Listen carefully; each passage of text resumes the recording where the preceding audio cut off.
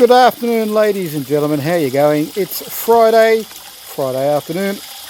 It's autumn. Summer is gone. Autumn in Australia anyway.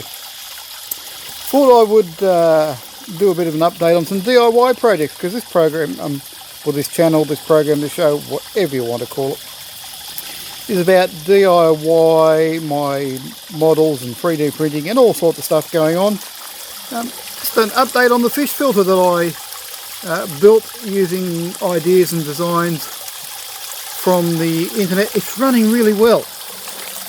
We can tell how efficient it is by this plant it's got some fancy name. It's a memory plant. It's a water-based plant, and it is currently flowering, and it is going top gun. It is surviving, which means our filtering system for removing all the bad proteins and toxins from the water is working very well, and that's great to see that indicator. It's flowering.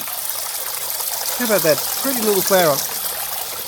You get the fish poo, and also if you overfeed the fish, they cause pollution in the water. So you need a filter to get rid of it, and you also need to oxygenate your water. So this system does too. It's a multi-stage filter. It's filtering out the muck. It's doing very well. Next week I will have to clean it out and clean the filter. So if you want a video about that, about me cleaning the filter, showing how efficient it is, let me know and we'll do that on the channel. But one interesting thing is, this is a bit designed like a human lungs and heart and a few bits and pieces, and it breathes. It oxygenates the water by breathing. I don't know if you can hear it. It might go around the other side. Here's the thing of it. But quite bizarrely, we'll have a look in the filter box. The muck can come out. I don't know if you can hear that, but the lungs breathe as they're putting oxygen into the water. You'll either hear that funny noise. It's quite interesting. But anyway, that's the filter going in there. Anyway, I have to pull that down next week and give it a good clean. Designed on a couple of systems and it works. But that pipe there is a filter. It needs a good clean. That should be clear, but it's building up some stuff in it. And anyway, yeah. Well, let's go in the shed and have a look what's going on. That's the outside spray area when we're spraying large stuff. Have a quick look at that. So we have the inside spray booth. When we're doing large stuff and doing rattle can stuff, this is set up so I can spray stuff, large stuff that we're spraying with cans in the outdoors, under the old shade house. There's a new shade house up the back, but that's this is the wood store. We store wood and dry wood for drying stuff out. But anyway, let's go and have a look. Oh, Jacaranda Cottage. Need to jump back on that. Need to do a few things to get it up, get the paint crew up again. Anyway, let's go in the shed. Now, I have a bit of a script this week, so I'll just go and quickly check what's on the script and we'll go through the script. Okay, starting off, Puff and Billy cars off the Puff and Billy Tourist Railway. They're almost all finished and done. Oh, there's a light reflection from somewhere. We'll swing around this way. Now, these run. I'll get the train and give it a bit of a run. The only hassle with these cars now is it's very hard for me to operate the train, take videos. Let's see if we can get this train to move. Hand of God required.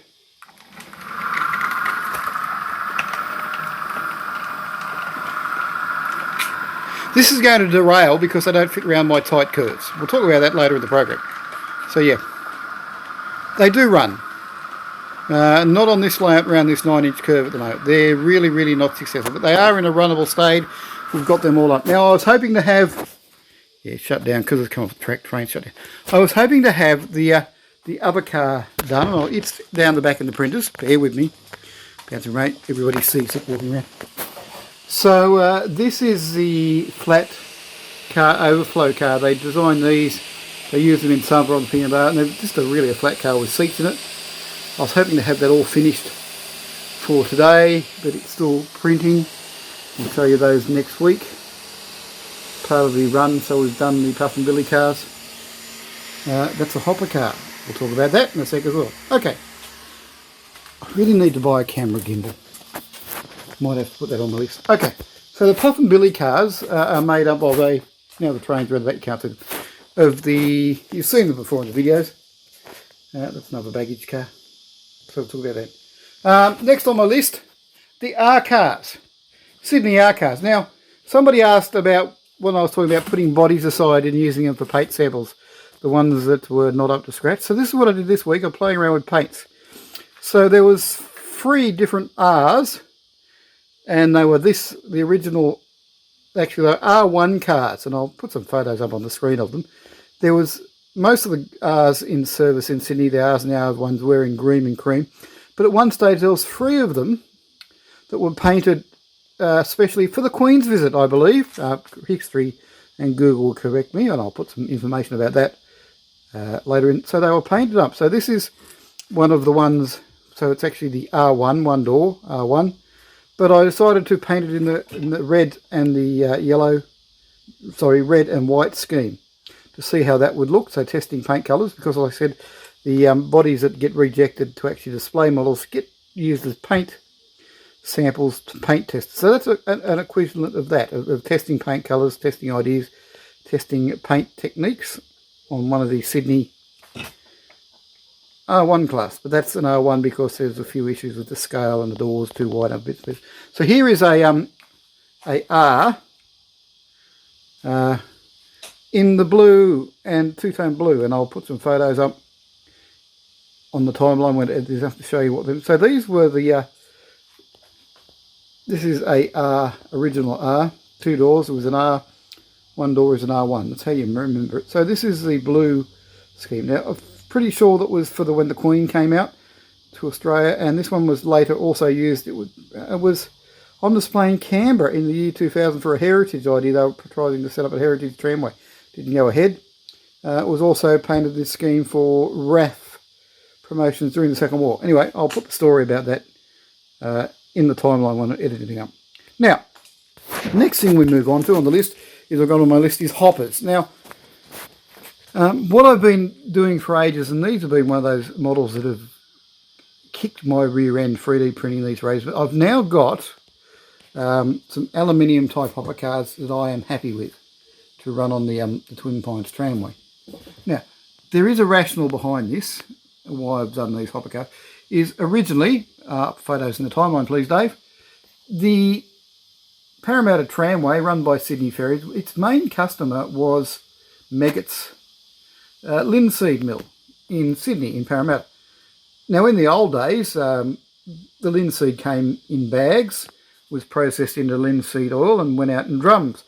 But because my tramway is based on the idea that the actual tramway survived the Second World War, even though it was then converted to narrow gauge to make something sufficient to keep running, the linseed factory still exists. So eventually the linseed in bags would have been impractical.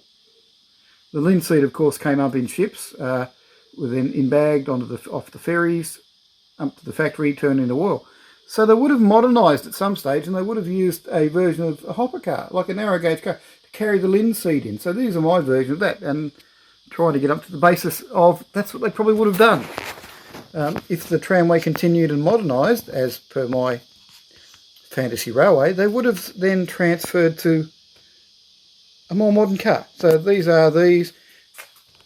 Hopefully we'll have them up and running next week.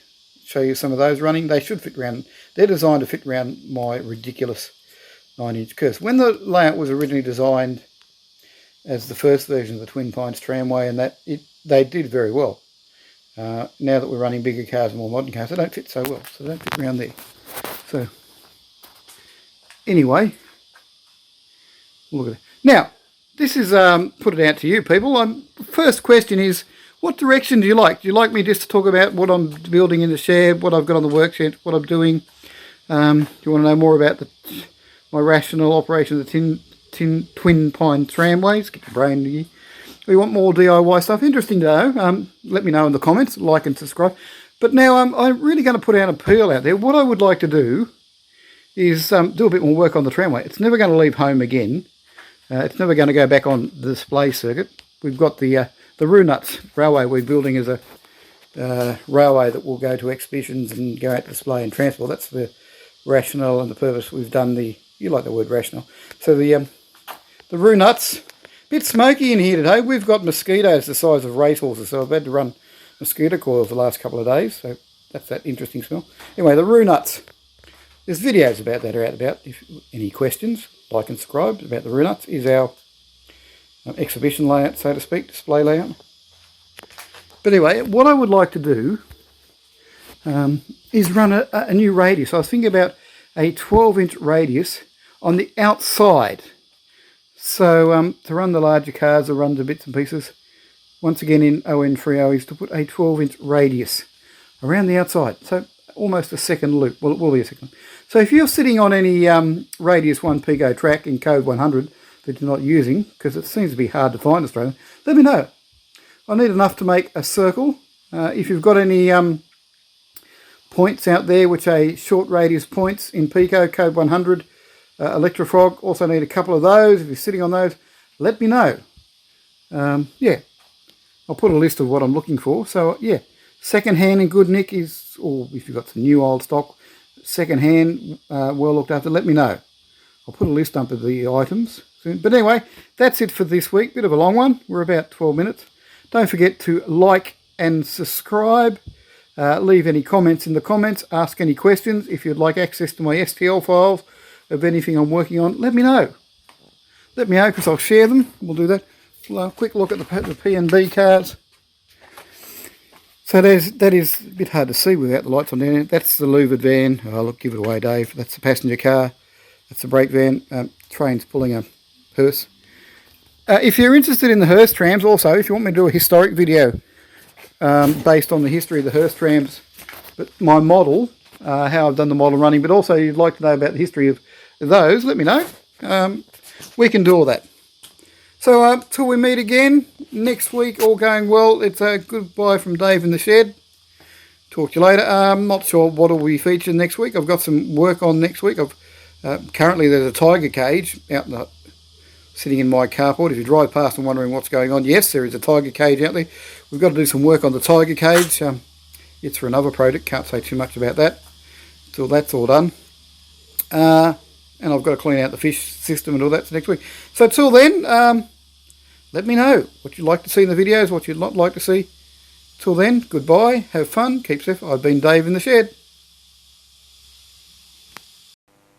Hi there, this is Dave. To keep this video active on YouTube, you really do need to subscribe my channel, like this video, and also put a comment down below. Because if we don't get enough traffic, YouTube can just make it disappear.